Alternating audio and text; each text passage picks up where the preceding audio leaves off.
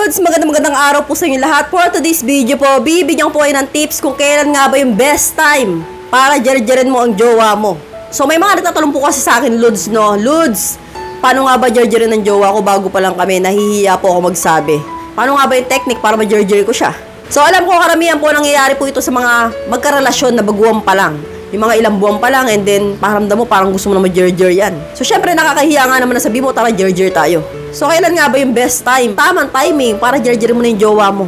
So meron po mga signs, Lods, na pinapakita ang isang babae kung gusto na niya magpa-jarjar sa'yo bilang jowa niya. Number 1, kapag siya na mismo ang pumupulupot sa'yo na parang ahas.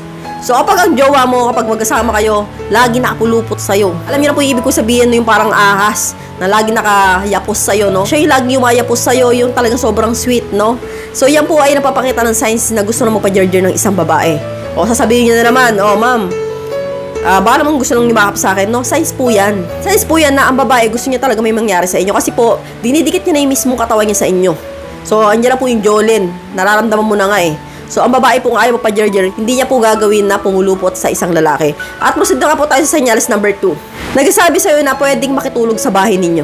So, kapag po ang babae, no, karamihan may mga gumagawa niyan na, kunyari, ang jowa nila, no, ganyan, namimiss kita eh, pwede mo makitulog sa bahay ninyo. Sinong tao dyan?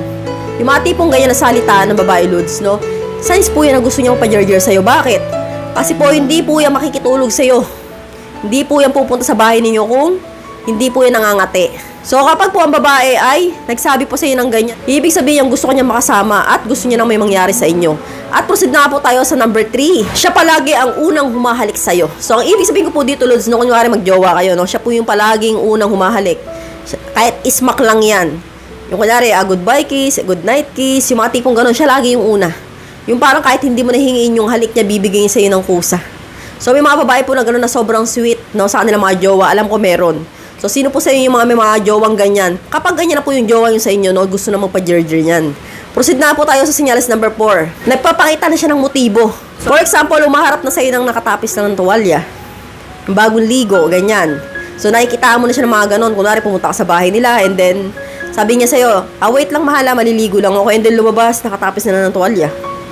O kaya naman, nagsusot ng napaka-eksimpalda na talagang nasisilip mo na yung hiwa. Tapos nauupo sa harapan mo, yung talagang sinasadya niya na masilipan mo siya.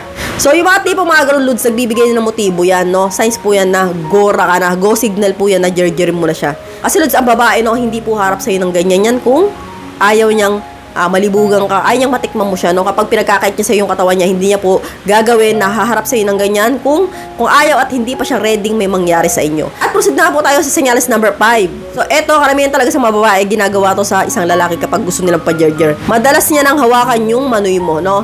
Alam ko maraming mga babae gumagawa ng ganyan, kahit ako eh. Pag gusto ko pa-jarjar sa jowa ko, hinahawakan ko yung manoy.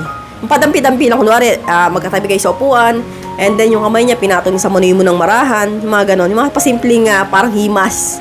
So kapag madalas ginagawa niya yan, o kaya yung parang minsan nahihiga sa hita mo, and then nakabukulo si manoy mo, no? Alam mo naman, no? Naninigas yan kapag dumikit yung ulo ng babae o katawan ng babae dyan. So kapag po yung babae ganyan, no, mahilig mahiga sa hita mo, and then pag magkatabi kayo, yung kamay, parang kung saan pupunta, lalo-lalo na minsan nag-i-stay doon sa part ng manoy mo, no? Signs po yan na gusto mo pa-jarjar sa'yo ng isang babae. So, kapag nakikita nyo na nga po, Lods, yung mga signs na ito, kahit 2 o 3 signs lang dito, no?